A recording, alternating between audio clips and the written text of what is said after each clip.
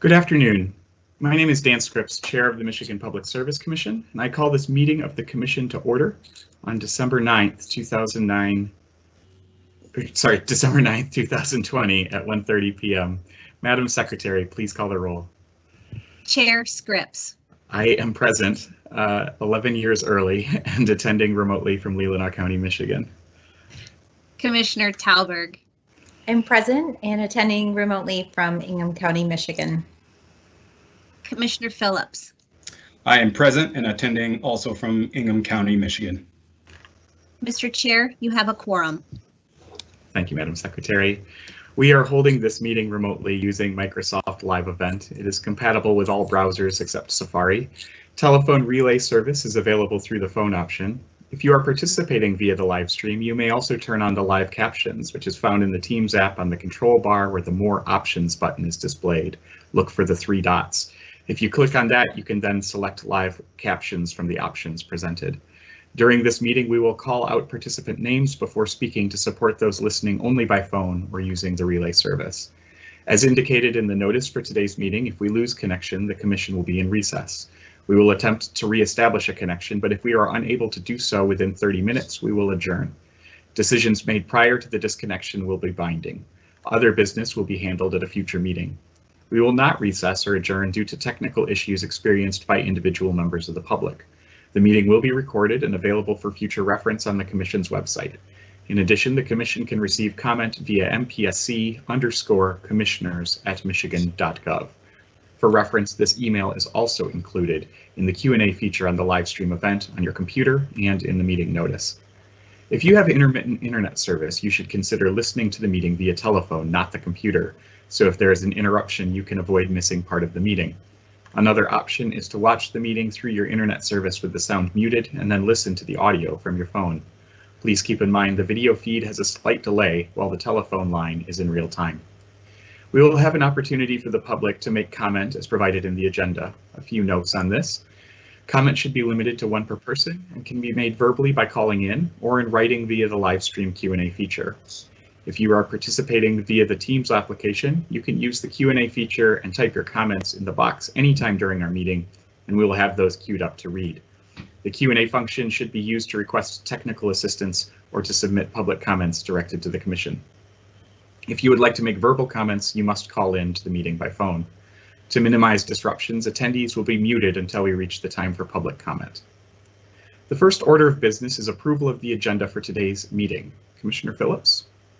Thank you, Chair. I move for the approval of the agenda for today's Commission meeting. Commissioner Talberg. I'll second that motion. Is there any discussion? We will now have a roll call vote on the motion to approve today's agenda. Commissioner Phillips. Aye. Commissioner Talberg. Aye. I also vote in favor of the motion. The motion carries by unanimous vote. The agenda is approved. The next item of business on the agenda is approval of the minutes from the November 19th, 2020 Commission meeting. Commissioner Phillips. Thank you, Chair. I move for the approval of the minutes from the November 19th, 2020 Commission meeting. Commissioner Talberg. I second the motion to approve the meeting minutes. Is there any discussion? We will now have a roll call vote on the motion to approve the minutes from the November 19th, 2020 Commission meeting. Commissioner Phillips. Aye. Commissioner Talberg. I also vote in favor of the motion. The motion carries by unanimous vote. The Commission meeting minutes of November 19th, 2020 are approved. The next item of business on the agenda is the approval of the orders on the consent agenda, and today the Commission is assisted by Staff Attorney Kelly Barber Dodge. Ms. Barber Dodge. Good afternoon. Today's consent agenda consists of 1 communications matter, 1 electric matter, and 2 gas matters. The proposed orders and minute action for these matters have been thoroughly vetted by the Commission's technical and legal staff and are ready for your approval. Commissioner Phillips. I move for the approval of the orders and minute action on the consent agenda. Commissioner Talberg. I second the motion. Is there any discussion? We will now have a roll call vote on the motion to approve the orders and minute action on the consent agenda. Commissioner Phillips. Aye. Commissioner Talberg. Aye. I also vote in favor of the motion. The motion carries by unanimous vote. The orders and minute action on the consent agenda are approved. Ms. Barber Dodge. Item 4A1 is case number U20732, which involves promulgation of rules governing the obligations of providers of basic local exchange service that cease to provide the service. The order before you formally adopts the rules. Commissioner Phillips. I move for the approval of the order in case number U-20732. Commissioner Talberg. I second the motion. Is there any discussion? We will now have a roll call vote on the motion to approve the order. Commissioner Phillips. Aye. Commissioner Talberg. Aye. I also vote in favor of the motion. The motion carries by unanimous vote. The order in case number U-20732 is approved. Ms. Barbara Dodge. Item 4B1 is case number U20150, which involves a complaint filed by citizens against rate excess against Upper Peninsula Power Company. The order before you approves a settlement agreement resolving all issues in the case. Commissioner Phillips. I move for the approval of the order in case number U-20150. Commissioner Talberg. I second the motion. Sorry about that. Is there any discussion? We will now have a roll call vote on the motion to approve the order. Commissioner Phillips. Aye. Commissioner Talberg. Aye. I also vote in favor of the motion. The motion carries by unanimous vote. The order in case number U-20150 is approved. Ms. Barbara Dodge. Item 4B2 is case number U20203, which involves an application by DTE Electric Company requesting authority to reconcile its power supply cost recovery plan costs and revenues for the 12-month period ended December 31st, 2018. Staff member Diane Martin will describe this order. Good afternoon, Commissioners. On March 28, 2019, pursuant to Public Act 304 of 1982, DTE Electric Company filed an application seeking Commission approval for the reconciliation of its power supply costs and revenues for the 12-month period ended December 31, 2018. Act 304 stipulates that through the annual PSCR process, utilities must demonstrate that power supply costs are reasonably and prudently incurred. Several parties intervened in the case, including the Association Businesses Advocating Tariff Equity, the Michigan Environmental Council, Residential Customer Group, the Michigan Department of Attorney General, and the Commission staff. In its application, DTE Electric stated that its actual 2018 power supply costs exceeded revenues, resulting in an under-recovery of approximately $115.4 million, inclusive of interest. The company subsequently revised the under-recovered amount to reflect the Commission's order in its 2017 PSCR reconciliation, case number U-20069. In July 2014, DTE Electric entered into a precedent agreement with Nexus Gas Transmission to purchase natural gas transportation capacity. The Nexus agreement provides for firm natural gas transportation from the Kensington, Ohio receipt point on the Nexus pipeline to the DTE gas system interconnect in Ypsilanti, Michigan. The terms for the transportation rate in the Nexus agreement were initially 30,000 decatherm per day capacity at a rate of 69.5 cents per decatherm. In October 2018, the Nexus agreement was amended to add the Clarington, Ohio receipt point located on the Texas Eastern Appalachian Lease, or TEAL, pipeline. This amendment affected 15,000 decatherm of its daily capacity at an incremental rate of 15 cents per decatherm on top of the original rate of 69.5 cents per decatherm. Nexus gas transmission pipeline expenses and the additional TEAL amendment costs are two of the issues contested in this case, raised by intervening parties. In DTE Electric's 2018 plan case number U-18403, the Commission determined the Nexus contract was reasonable. However, the Commission in doing so set aside its reasonableness determination of the contract's negotiated rate for non-fuel charges, instead treating the rate as a projected cost in that case, and requiring DTE Electric to provide a more substantive discussion of the reasonableness of this rate in the instant case, in order to receive full recovery of the Nexus transportation costs. In the order before you, the Commission finds the Nexus volumes and rate previously approved by the Commission were based on 100% utilization of fuel being used as DTE Electric's power plants, and that the actual utilization of the pipeline while in service in 2018 was far less. The Commission finds DTE Electric has not demonstrated that the original transportation rate plus the incremental rate for the Teal Amendment is reasonable, or that the utility is taking reasonable and prudent actions to minimize fuel expenses under the underlying contract in light of the market conditions. Given the record in this proceeding, the Commission limits recovery of the transportation rate at the 69.5 cents per decatherm rate. DTE Electric began incurring Nexus pipeline expenses in November 2018. Therefore, this is the first reconciliation case in which DTE Electric is seeking to recover Nexus and Teal Amendment costs. Also in the order before you, costs for emission control chemicals and replacement power costs for several short-term power plant outages due to equipment failure were permitted for recovery. Today's order approves a 2018 net under recovery of $116,397,160 to be used as the beginning balance of its 2019 PSCR reconciliation, and directs DTE Electric to develop and make publicly available a more robust and transparent gas purchase acquisition process moving forward as set forth in this order. Thank you. Thank you, Ms. Martin. Commissioner Phillips, do you have a motion? Thank you, Chairman, and thank you, Ms. Martin, for the presentation. I move for the approval of the order in case number U-20203. Commissioner Talberg. I second the motion to approve the order in case number 20203. Is there any discussion? We will now have a roll call vote on the motion to approve the order. Commissioner Phillips? Aye. Commissioner Talberg? Aye.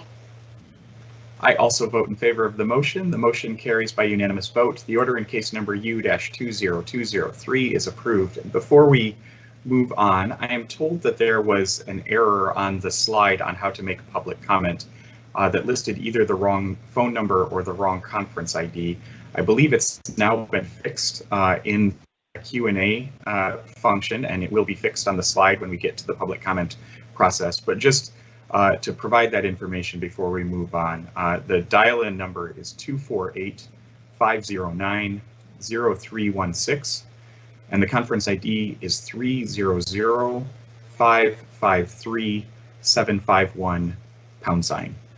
So again, that information has been corrected in the Q&A. It will be corrected on the slide when we get to public comment, and apologies for that, and appreciate whoever found it and let us know so that we could correct it. And with that, back to you, Ms. Barbara Dodge. Item 4B3 is case number U-20895, which involves an application by DTE Electric Company for ex parte approval of changes to its retail access service rider, Rider EC2. The order before you approves the application. Commissioner Phillips. Thank you, Chair. I move for the approval of the order in case number U-20895. Commissioner Talberg. I second the motion. Is there any discussion? We will now have a roll call vote on the motion to approve the order. Commissioner Phillips. Aye. Commissioner Talberg. Aye. I also vote in favor of the motion. The motion carries by unanimous vote. The order in case number U-20895 is approved. Ms. Barbara Dodge. Item 4B4 is case number U-20918, which involves an application and amended application filed by Consumers Energy Company requesting approval of its in-lane payment pilot program and waiver of certain provisions of the Michigan Administrative Code, Rule 460.123. The order before you approves the waiver and the pilot program for 1 year and requires a report to the Commission at the closure of the term of the pilot program. Commissioner Phillips. I move for the approval of the order in case number U-20918. Commissioner Talberg, I second the motion. is there any discussion? I do have brief comments to make, Chair. Thank you. During the My Power Grid Energy Programs and Technology Pilots meetings convened earlier this year, stakeholders noted on several occasions the continued need for utility pilots that addressed the challenges faced by low-income, senior, and other vulnerable customers in the state of Michigan. The company's proposed in-lane payment pilot before the Commission today is one such pilot program. The pilot, which would offer to customers an expanded network of convenient and accessible walk-in utility bill payment locations across the state, would decrease the on-site bill payment coverage gaps that currently exist, especially in rural areas of the state, and would limit the need for person-to-person contact, a particularly notable benefit during the ongoing public health crisis. I would encourage the company and other utilities to continue to work with staff and with stakeholders to explore pilot programs that not only focused on increased safety and reliability of the energy system, but also focus on the needs and concerns of vulnerable populations here in the state of Michigan. Lastly, I also would like to thank our customer assistants and other staff who were assigned to this case.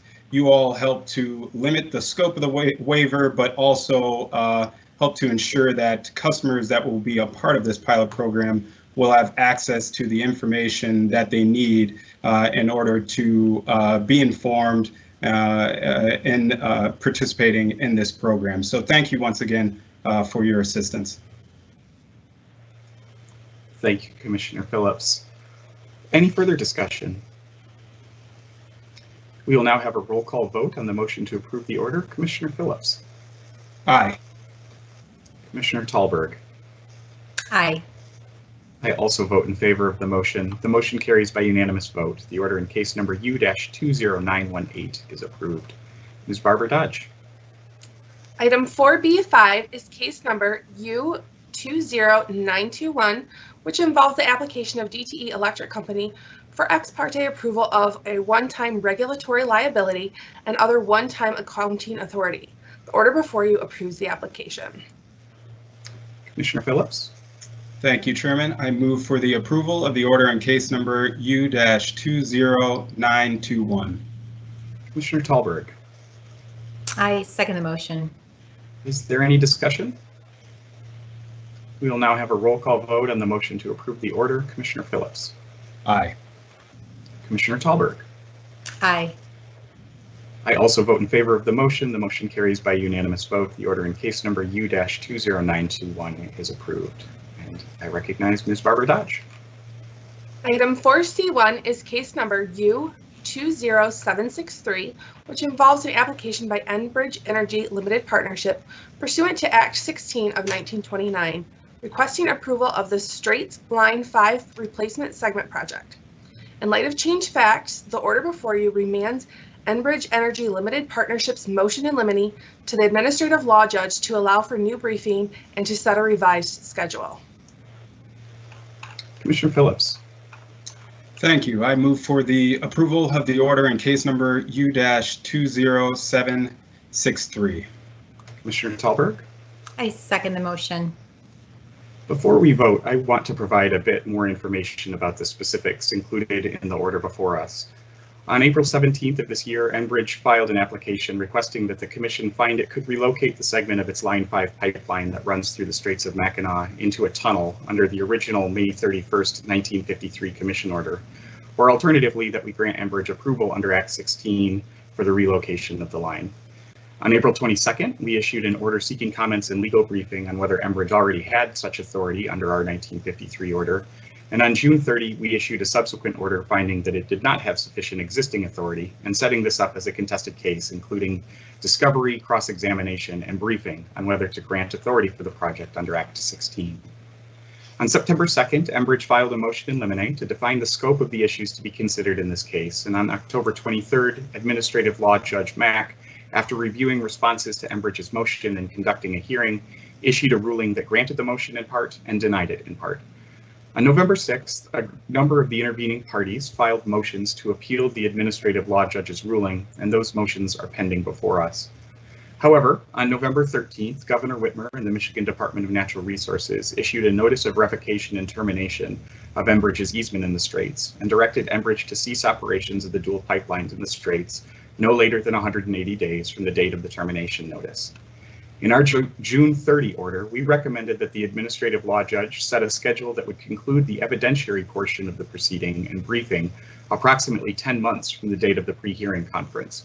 In providing this guidance, the Commission recognized that significant developments may arise that could affect the schedule and scope of the proceeding, and therefore looked to the administrative law judge to work with the parties to make appropriate adjustments to this general time frame if necessary. In the proposed order before us, we conclude that the revocation and termination of the easement represent just such a significant development, and that the administrative law judge's ruling, along with the motion and the responses to the motion, were premised on the continued existence of the 1953 easement and the continued operation of the dual pipelines under that easement. The Commission is concerned that such a fundamental change may significantly impact the arguments that the parties would have made in support of and in opposition to the motion.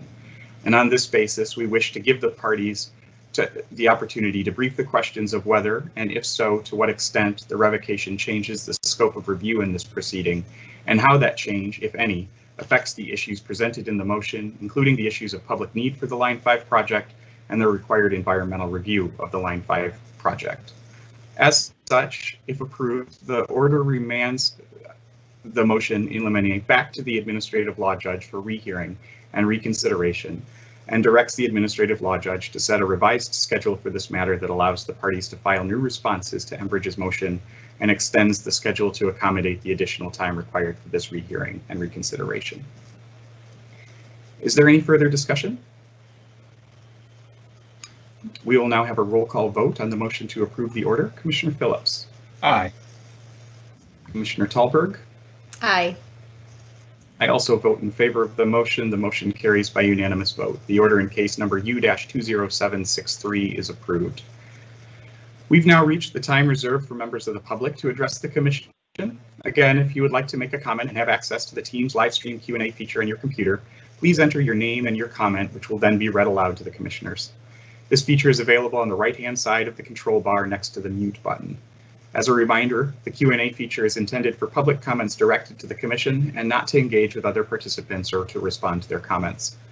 After taking any comments through this feature, we will open up the phone line for those who called into the meeting and would like to address the Commission verbally. If you would like to be queued up for verbal comments, please enter your name in the live stream Q&A feature and indicate that you wish to make a verbal comment, but please do not include your written comment as this will avoid duplication. I will first call on these names in the order received. After hearing from those individuals listed in the Q&A, we will ask if there are any comments from individuals who are on the phone line but not utilizing the online Q&A feature. Please note that you can only make verbal comments by calling into the meeting. When it is your turn to speak, press *6 on your phone to unmute. And as a reminder, this public comment period is for Commissioners to listen to comments and concerns, but not to answer specific questions. When providing comment, please indicate your name and where you live if you are willing to share so that we have that for our records. And finally, please limit comments to one per person and keep them brief, no longer than 3 minutes, so that we have a chance to hear from all who would like to comment. And just to make this work with fewer echoes, if you are not currently speaking, I'd encourage you to mute your phone just to help cut down on the feedback noise. With that, Ms. Cole, are there any comments in the Q&A chat feature? Chair Scripps, we have not received anything in the Q&A feature that reflects anyone would like to make a comment. I would note, however, there are several phone lines that have recently joined the meeting. Excellent. So nobody has sort of queued up in the chat feature. We can just open it to the phone lines at this point? Correct. Excellent. Thank you for that, Ms. Cole. I'll ask if there's anybody who is on the phone line at this point who would like to make a comment in this case.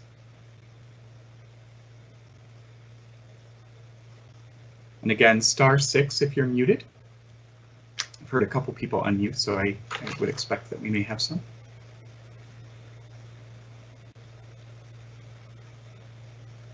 We're going to give it another minute or so. If you are on the phone and would like to make a comment, You can unmute yourself by dialing *6, and we'll take you in the order that we hear you.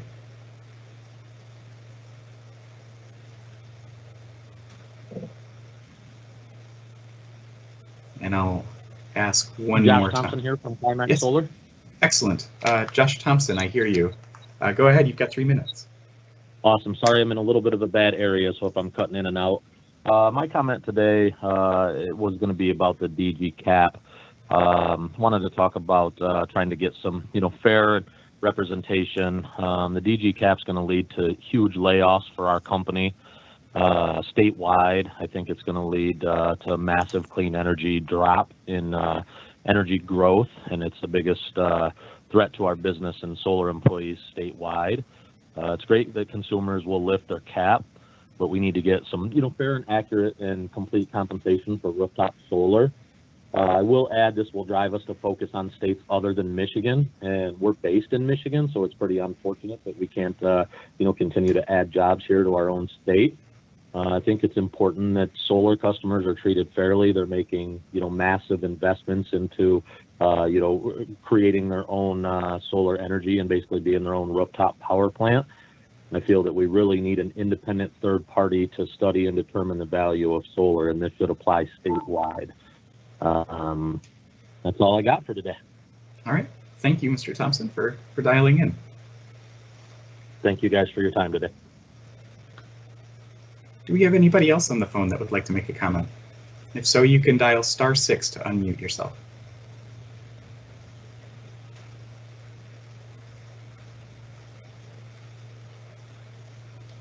And I will give it one more time just to make sure. If anybody would like to make a comment, you can dial *6.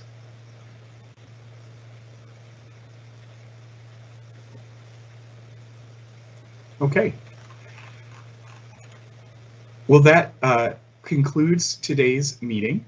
Just one quick announcement that has a couple of parts, but they're all related to the same, and that is, obviously the COVID numbers in Michigan are not in a good place, and so just on behalf of the commission, I want to encourage everyone to continue to be safe, to socially distance and wear your masks and wash your hands, and together we'll get through this sort of time to sort of be as safe as we can be while we wait for the vaccines to be deployed. In the meantime, the commission is continuing to obviously do our work as we are today in a remote fashion.